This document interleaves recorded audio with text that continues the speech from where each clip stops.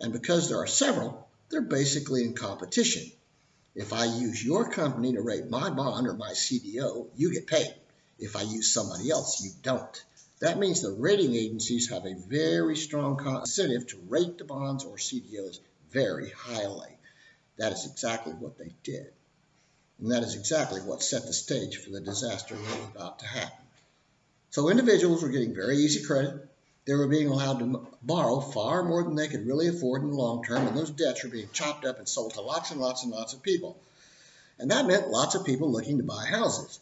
Now, when that happens, price of a house goes up, way up.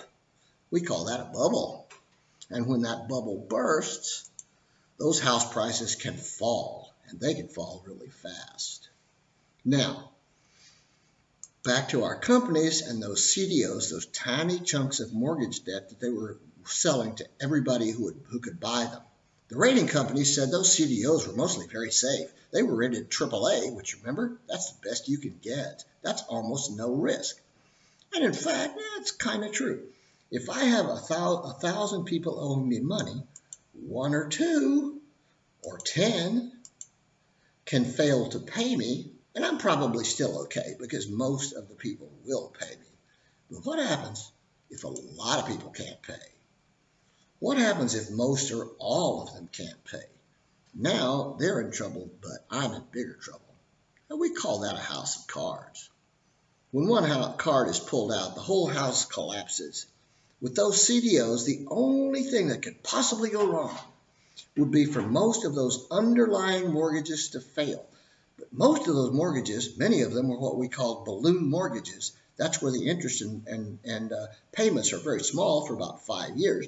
But after 5 years, they jump up a lot. And when that date finally rolled around, more and more people discovered they simply could not pay their mortgages. Suddenly, it wasn't 5 or 10 mortgages that were failing. It was tens of thousands. Suddenly, the price of all those houses started dropping like a rock. Suddenly, lots of people found themselves owing far more on their houses than those houses were ever going to be worth, and in fact, owing much bigger loans than they could ever pay. They did the only thing they could. They simply abandoned those houses and walked away. Whole neighborhoods emptied out. Suddenly, those fancy CDOs that had seemed so safe were worthless, and a lot of people lost a lot of money, and a lot of people lost houses. It was very bad. Now, when all this was building up in the years before the crash, there were people who said what was happening in the financial industry was very bad. They said the government should step in and pass regulations keeping the financial industry from doing things that were so risky. The financial industry bankers said the free market would solve any and all problems and the government should mind its own business. The government listened to the bankers. That was a bad thing, a very bad thing. Now, after the crash, when the financial industry was losing billions of dollars, bankers changed their minds. So now they said the government should step in and give the bankers lots of money to save them. This is called a bailout. Some even said the banks were too big to fail. If the government did not bail them out, the bankers said, the banks would collapse and with them the entire economy.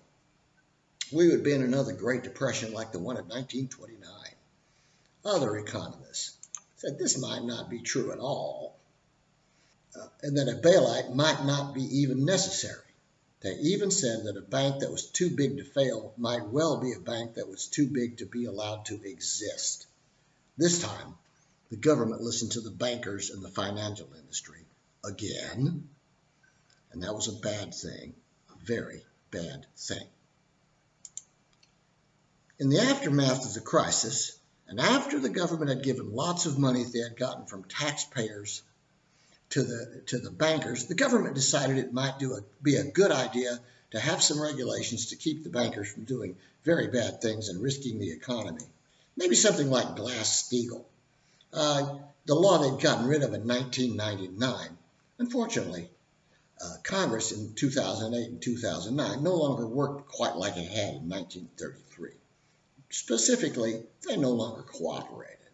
So, on 21st of July, 2010, President Barack Obama and Congress passed the Dodd-Frank Wall Street Reform and Consumer Protection Act, usually just called Dodd-Frank, where Glass-Steagall was less than 40 pages long and was pretty clear about what was and wasn't allowed and was easy to understand, even if you didn't know very much about banking or finance.